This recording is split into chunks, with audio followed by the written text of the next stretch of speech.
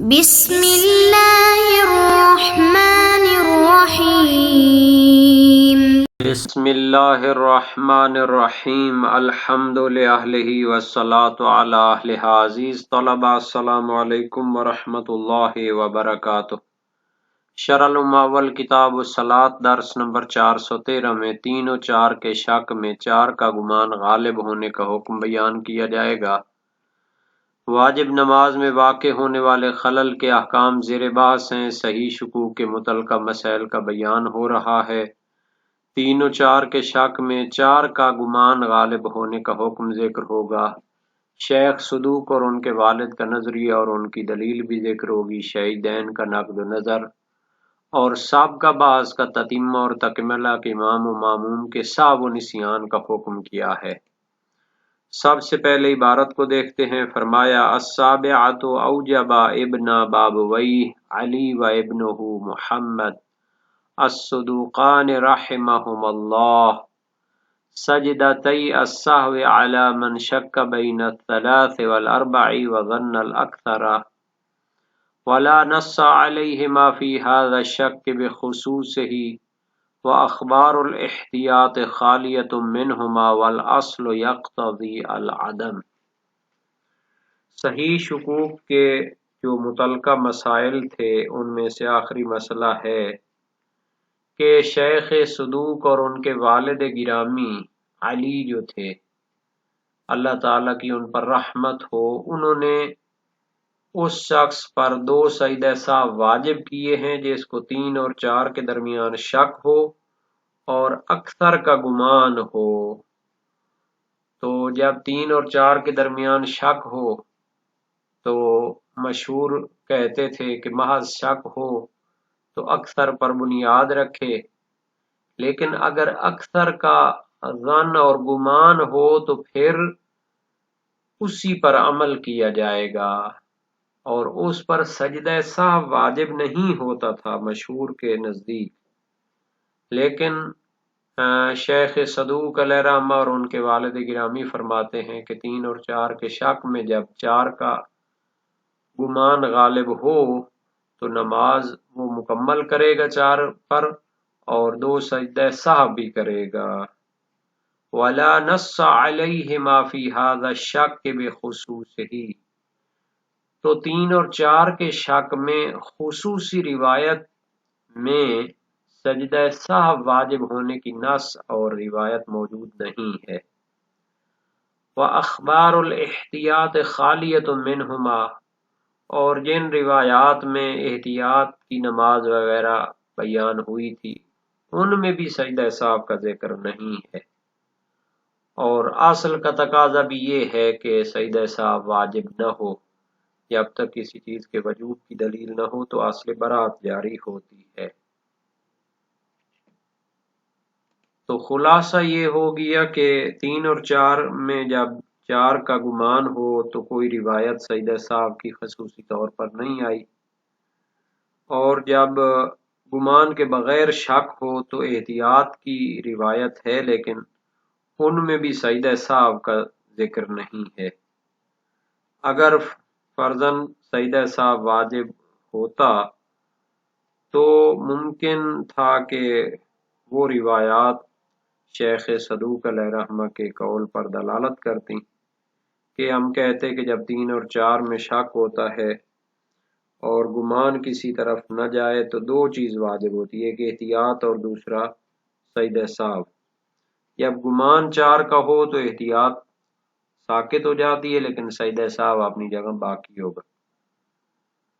تو اصل برات بھی اقتضا کرتی ہے کہ سجدہ سہو واجب نہ ہو، چونکہ شک ہے کہ سجدہ سہو واجب ہے یا نہیں ہے، تو اصل تکلیف میں شک ہے تو اصل عدم جاری ہوتی ہے، اصل برات اس کو کہہ سکتے ہیں۔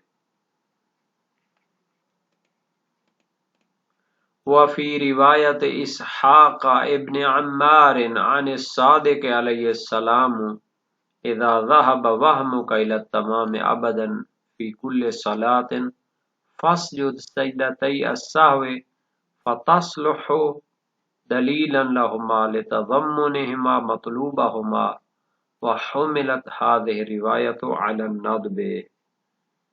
ایک روایت ہے اسحاق بن عمار صاباتی کی، جو امام صادق علیہ السلام سے منقول ہے۔ وہ ممکن ہے کہ شیخ صدوق علیہ رحمہ کے قول کی دلیل بن سکے۔ اس میں ایک عام جو ہے قانون وارد ہوا ہے، اگر گمان تمام کی طرف ہو جس نماز میں بھی ہو تو 2 سجدہ سہو بجا لاؤ۔ اذا ذهب وهمك الى التمام ابدا فی کل صلاۃ فاسجد سجدتي السہو، جب تیرا وہم و گمان تمام ہونے کی طرف ہو جس نماز میں بھی ہو تو 2 سجدہ سہو بجا لاؤ۔ تو یہ روایت عام ہے اور ہر نماز چاہے 2 رکعتی ہو، 3 رکعتی ہو، 4 رکعتی ہو، اس کو شامل ہے۔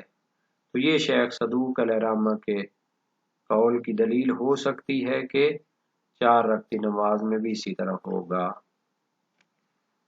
تو یہ ان کی دلیل ہو سکتی ہے، چونکہ اس میں لِتَضَمُّنِهِمَا مَطْلُوبَهُمَا، اصل لفظ ہے لِتَضَمُّنِهَا مَطْلُوبَهُمَا، چونکہ یہ روایت ان کے مطلوب کو شامل ہے 2 سجدہ سہو کو۔ شہید اول فرماتے ہیں کہ اس روایت سے مراد استحباب لیا گیا ہے، اس روایت سے سجدہ سہو واجب ہونے کو نہیں سمجھ سکتے، بلکہ اس سے مراد استحباب ہے۔ وَفِيهِ نَظَرٌ لِأَنَّ الْأَمْرَ حَقِيقَةٌ فِي الْوُجُوبِ وَغَيْرُهَا مِنَ الْأَخْبَارِ لَمْ يَتَعَرَّضْ لِنَفْيِ السُّجُودِ فَلَا مُنَافَاةَ بَيْنَهُمَا إِذَا اشْتَمَلَتْ عَلَى زِيَادَةٍ۔ شہید ثانی اس روایت سے جواب دیتے ہیں کہ اولاً اس روایت میں صیغہ امر آیا ہوا ہے، اس جد سجدہ السہو، اور علم اصول میں بیان ہوا ہے کہ صیغہ امر حقیقت وجود میں رکھتا ہے۔ تو آپ نے جو شہید اول نے جو اس کا استحباب مراد لیا ہے تو وہ صحیح نہیں ہے۔ اور دوسری روایات میں سجود سہو کی نفی نہیں کی گئی، تو ان کے درمیان کوئی منافات اور تعارض بھی نہیں ہے، کیونکہ یہ روایت ایک اضافے پر مشتمل ہے۔ اور استحباب پر حمل کرنا اس صورت میں تھا کہ یہ روایت دوسری روایات کے ساتھ تعارض اور اختلاف رکھتی۔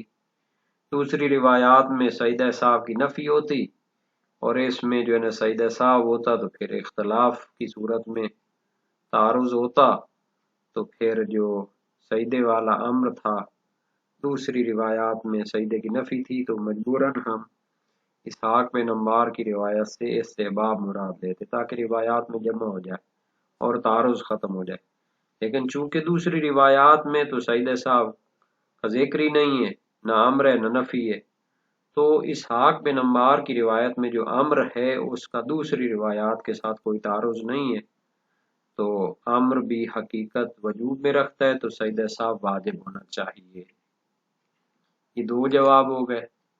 مع انها غیر منافیت لجبر الصلاة لاحتمال النقص فإن الظن بالتمام لا يمنع النقص بخلاف ظن النقصان فإن الحكم بالإكمال جائز نعم يمكن ردها من حيث السند۔ تیسرا جواب یہ ہے کہ سجدہ سہو جو ابن بابویہ نے واجب کیا ہے شاید اس وجہ سے ہو کہ نقص احتمالی جو نماز کا ہے اس کا جبران کرے، چونکہ گمان 4 کا ہے لیکن احتمال ضعیف موجود ہے کہ واقع میں نماز 3 رکعتی ہو، چونکہ گمان احتمال قوی ہوتا ہے اور اس کے مقابلے میں ایک احتمال ضعیف مقابل طرف کا ہوتا ہے، تو احتمال ضعیف ہے کہ نماز در واقع 3 رکعتی ہو، تو سجدہ سہو کے ذریعے اس کا جبران کرنا چاہتے ہیں۔ اگر کوئی کہے کہ گمان کی صورت میں طرف اقل اور جو کمی ہے 3 رکعتی ہونا، تو سجدہ سہو تو واجب نہیں ہوتا اس کے لیے، کہ جب اضافے یا زیادہ ہونے کا گمان غالب ہو تو سجدہ سہو اس کے لیے بھی واجب نہیں ہوتا۔ تو اس کا جواب ہے کہ فرق ہے ان 2 صورتوں میں، کیونکہ جب اقل کا گمان ہو تو ایک رکعت جو ہے اس کی پڑھتا ہے تو نماز کی تکمیل کرتا ہے، اور یہ جو اکمال ہے وہ جبران ہوتا ہے، پس احتیاج نہیں ہوگی دوسری کسی چیز کی، جیسے سجدہ صاحب اس کا جبران کرے۔ نماز گزار اس صورت میں یقین رکھتا ہے کہ نماز کو کامل پڑھا ہے، لیکن جب اکثر کا گمان ہو تو چونکہ پھر بھی احتمال ضعیف ہے کہ رکعات واقع اور حقیقت میں ناقص ہوں، 3 ہوں، تو اس لیے نقص احتمالی کا جبران کرنے کے لیے سجدہ صاحب ہو سکتا ہے۔ تو یہ عبارت یہ کہنا چاہتی ہے کہ انہا غیر منافیت لجبر الصلاۃ لاحتمال النقص، انہا کی ضمیر جا رہی اس اضافے کی طرف، یعنی سجدہ صاحب منافات نہیں رکھتا جبران نماز کے لیے، کیونکہ سجدہ صاحب اس جبران نقص احتمالی کے لیے ہے، احتمال نقص، چونکہ احتمال کمی تو ہے، فإن الظن بتمام لا یمنع النقص، چونکہ گمان 4 رکعت کا ہے لیکن یہ احتمال کمی کو مانے نہیں ہے، بخلاف ظن نقصان، بخلاف اس صورت کے کہ اگر کم رکعتوں کا گمان ہوتا فإن الحکم بالاکمال جائز، تو پھر اس صورت میں جب ایک اور رکعت پڑھی جاتی تو پھر وہ حکم ہوتا کہ مکمل ہو چکی ہے۔ تو جب کمی کا گمان ہو تو ایک رکعت اور بھی تو پڑھنی ہے، تو اس صورت میں وہ مکمل ہو جاتی ہے نماز، اور اس کے جبران کی ضرورت بھی نہیں رہتی۔ نعم یمکن ردها من حیث السند، شہید ثانی فرماتے ہیں کہ اس روایت میں جو ہم اشکال کر سکتے ہیں وہ یہ ہے کہ اس روایت کی حجیت ثابت نہیں ہے، سند کے لحاظ سے یہ ضعیف ہے، اس روایت کو رد کرنا ممکن ہے سند کے لحاظ سے، چونکہ اسحاق بن عمار فتح المذہب ہے، محمد بن یحییٰ معاذی جو اس کی سند میں آیا ہوا ہے وہ ضعیف ہے، اور طیالسی کی مادہ بھی نہیں ہوئی اور قاد بھی نہیں ہوئی، تو وہ مجہول الحال ہے۔ جس روایت کی سند ایسی ہو تو اس سے پھر استدلال نہیں کیا جا سکتا۔ تو یہ اس روایت کی بحث تھی، ویسے خلاصہ بھی اس کا بھی کر دیں کہ شیخ صدوق اور ان کے والد جو حکم لگاتے ہیں کہ 4 کا اگر وہم ہو، گمان ہو، تو پھر 2 سجدہ سہو کرنے چاہیے۔ ایک تو اسحاق بن عمار کی روایت ہے جو کہ ادھر آئی ہوئی ہے، باب 7 ابواب الخلل فی الصلاۃ وسائل الشیعہ میں ہے، اور دوسری حلبی کی روایت امام صادق علیہ السلام سے، اذا كنت لا تدری ثلاثا صلیت ام اربعا ولم يذهب وهمك الى شيء فسلم ثم صل ركعتين وانت جالس تقرأ فيما بأم الكتاب وإن ذهب وهمك الى الثلاث فقم وصل ركعة الرابعة ولا تسجد سجدتي السهو، جب تمہیں معلوم نہ ہو کہ 3 پڑھی ہیں یا 4 اور تیرا وہم بھی کسی طرف نہ جائے تو سلام پھیر دو اور 2 رکعت نماز احتیاط بیٹھ کر پڑھو جن میں سورہ فاتحہ پڑھنی، اور اگر تیرا وہم 3 کی طرف جائے تو کھڑے ہو کر 4تھی رکعت پڑھو اور سجدہ سہو بھی نہیں ہے۔ تو اس میں جو ہے سجدہ سہو کا ویسے ذکر نہیں ہے، اور وہی روایت جو ہے اسحاق بن عمار والی، اذا ذهب وهمك الى التمام ابدا في كل صلاة فاسجد سجدتين بعد الفراغ افہمت، قلت نعم۔ تو اول تو یہ نصوص کثیرہ کے معارض ہے کہ جو دلالت کرتی ہیں کہ جب ایک طرف کا گمان ہو گیا تو پھر سجدہ سہو وغیرہ کی ضرورت نہیں ہے، اور دوسرا اس روایت سے استحباب مراد ہے اگر یہ پہلی روایت کی طرح نہ ہو، چونکہ وہ نصوص کے معارض ہے، تو اس پر اعتماد کرنا جائز نہیں ہے۔ اچھا، سابقہ بحث کا ایک تتمہ رہتا تھا کہ جب نسیان کی صورت ہو تو نسیان یا امام جماعت سے ہوگا یا ماموم سے یا دونوں سے، اگر امام سے صاحب ہوا ہے تو واجب ہے اس پر تدارک کرنا جب محل باقی ہو، اور قضا کرنا جب تجاوز محل ہو جائے اور جب اس کی قضا ہوتی ہو، چونکہ ادلہ تدارک کا اطلاق ہے۔ اور ماموم پر واجب نہیں اس کا تدارک کرنا چونکہ اس نے اس کو ترک نہیں کیا، فرض یہ ہے، لیکن واجب ہے امام پر 2 سجدے سہو کرنا چونکہ اس کے سبب متحقق اور ثابت ہوا ہے۔ تو آیا ماموم پر واجب ہے کہ وہ بھی سجدہ سہو کرے امام جماعت کی پیروی میں؟ تو شیخ طوسی کی مبسوط، ابن حمزہ اور ابن ادریس ہلی کا نظریہ ہے کہ ہاں ماموم پر بھی پیروی میں 2 سجدہ سہو واجب ہے، اگرچہ اس نے موجب سجدہ سہو کا انجام نہ دیا ہو۔ مشہور اس کو واجب نہیں سمجھتے چونکہ اصل عدم وجوب ہے ماموم پر جب اس سے سہو کا سبب صادر نہ ہوا۔ شیخ طوسی اور اس کے پیروکاروں کی دلیل کیا ہے؟ موثق ہے، عمار بن موسیٰ صاباتی ہے، سألتو عن الرجل يدخل مع الامام وقد سبقه الامام بركعة واكثر فسأل الامام كيف يصنع الرجل فقال اذا سلم الامام فسجد سجدتي السهو فلا يسجد الرجل الذي دخل معه واذا قام وبنى على صلاة يتمها وسلم وسجد الرجل سجدتي السهو۔ وسائل الشیعہ باب 24 ابواب الخلل فی الصلاۃ میں ہے۔ اس شخص کے بارے میں سوال کیا جو امام کے ساتھ نماز میں داخل ہوتا ہے اور امام اس سے 1 رکعت یا زیادہ آگے ہوتا ہے، امام کو سہو ہوتا ہے تو وہ شخص کیا کرے؟ فرمایا جب امام سلام پھیرے تو 2 سجدہ سہو کرے، تو وہ شخص سجدہ نہ کرے کہ جو اس کے ساتھ داخل ہوا تھا، اور جب وہ کھڑا ہو جائے اور اپنی نماز پر بنیاد رکھے اور اس کو مکمل کرے اور سلام پھیرے تو وہ شخص بھی 2 سجدہ سہو کرے۔ تو اس سے اعراض کیا گیا چونکہ یہ فقہائے جمہور کے مذہب کے موافق ہے، جیسا کہ منتہی المطلب علامہ ہلی میں ہے۔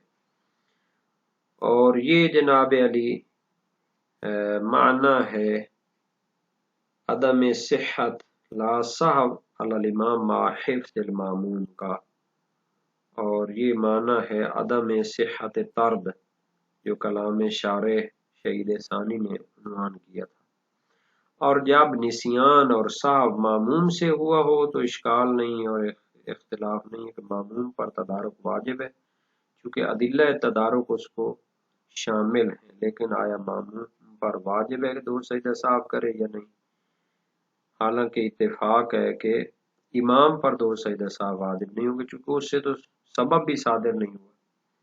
شیخ طوسی خلاف میں اور مبسوط میں فرماتے ہیں کہ ماموم پر بھی سہو کے 2 سجدے واجب نہیں ہوں گے، اور سید مرتضیٰ نے اس کو اختیار کیا ہے اور اسے جمیع الفقہاء سے نقل کیا مگر مکحول، اور اس کے موافقت کی ہے، ان دونوں کی موافقت کی ہے شہید اول نے ذکر شیعہ میں۔ مشہور یہ ہے کہ ماموم اور مقتدی پر سجدہ سہو واجب ہوں گے چونکہ اس سے سبب جو ہے سجدہ سہو کا ثابت ہو گیا ہے، اور صحیح عبد الرحمن بن الحجاج بھی ہے۔ سألت ابا عبداللہ عن الرجل يتكلم ناسيا في الصلاة يقول اقيموا صفوفكم قال يتم صلاته ثم يسجد سجدتين۔ میں نے امام صادق علیہ السلام سے اس شخص کے بارے میں سوال کیا جو نماز میں بھول کر کلام کرتا ہے، کہتا ہے کہ صفیں کھڑی کرو، فرمایا نماز مکمل کرے اور 2 سجدے سہو بجا لائے۔ مسائل الشیعہ باب 4 ابواب الخلل فی الصلاۃ۔ ظاہر ہے کہ اس مرد سے مراد ہوئی مقتدی ہے، اور منہال قصاب کی بھی روایت امام صادق علیہ السلام سے، اسہو فی الصلاۃ وانا خلف الامام فقال علیہ السلام اذا سلم فاسجد سجدتین ولا تہب، کہ نماز میں ہوتا ہوں سہو کرتا ہوں امام جماعت کے پیچھے، فرمایا جب سلام پھیرو تو 2 سجدہ سہو کرو۔ وسائل الشیعہ باب 24 میں ہے۔ شیخ طوسی اور اس کے پیروکاروں کی روایت موثق عمار ہے، سالتو عن رجل سعى خلف الامام بعدما افتتح الصلاة فلم يقو شيئا ولم يكبر ولم يسبح ولم يتشهد حتى يسلم فقال جازت الصلاة ليس عليه إذا سہا خلف الامام سجدۃ السہو لأن الامام ضامن لصلاۃ من خلفہ. اس شخص کے بارے میں سوال کیا جو امام جماعت کے پیچھے سہو کرتا ہے، جب نماز شروع ہو جاتی ہے تو وہ کچھ نہ کہے اور تکبیر نہ کہے، تسبیح نہ کرے اور تشہد نہ پڑھے حتیٰ سلام پھیرے. فرمایا اس کی نماز درست ہے اور اس پر کچھ نہیں ہے. جب امام کے پیچھے سہو کرتا ہے تو اس پر تو سجدہ سہو نہیں ہے چونکہ امام اس کی نماز کا ضامن ہے. محمد بن سال کی روایت امام رضا علیہ السلام سے، الامام یحمل اوہام من خلفہ الا تکبیرۃ الافتتاح. امام اپنے مقتدیوں کے اوہام کو اٹھاتا ہے مگر تکبیرۃ الاحرام. تو اس میں ہے کہ یہ معارض ہے ناس اقوی کے ساتھ صحیح معاویہ بن وہب امام صادق علیہ السلام سے. فیضمن الامام صلاۃ الفریضہ فانہ لا یزعمون انہ یضمن فقال لا یضمن ای شیء یضمن الا ان یصلی بہم جنبا او علی غیر طہر. میں نے سوال کیا کہ کیا امام جماعت فریضہ نماز کو ضامن ہے؟ وہ گمان کرتے وہ ضامن ہے. فرمایا وہ کسی چیز کا ضامن نہیں ہے مگر یہ کہ وہ جنوباً پڑھائے یا بغیر طہارت کے پڑھائے. تو یہ روایت موجود ہے وسائل الشیعہ باب 36 ابواب نماز جماعت میں. تو زمان سے مراد قرات لی گئی ہے فقط، جیسا کہ موثق سماع میں ہے امام صادق علیہ السلام سے.